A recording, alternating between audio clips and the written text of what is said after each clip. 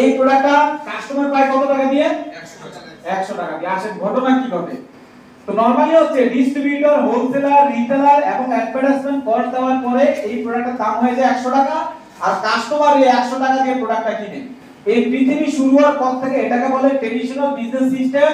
আগামী কিয়ামত হওয়ার আগ পর্যন্ত এই সিস্টেমে আমরা পণ্য ক্রয় করতে হবে এবং কাস্টমার হিসেবে পণ্য এভাবে ডে বাই ডে এই পণ্যের দাম এই প্রোডাক্টের দাম হয়ে যাবে মিনিমাম 200 টাকা।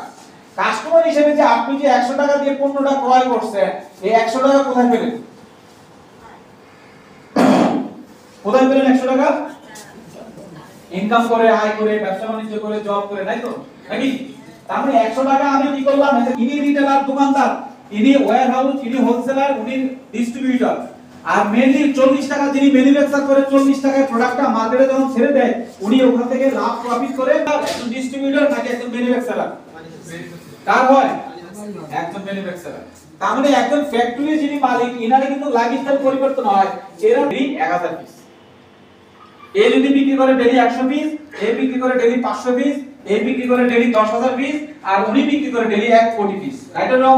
রাইট। তার মানে 1 কোটি পিস যিনি বিক্রি করে 1 টাকা করে যদি লাভ করে, আজকের দিনে 1 কোটি টাকা ইনকাম। আর ওই দোকানদার ভাই সর্বোচ্চ আজকের দিনে 100 টাকা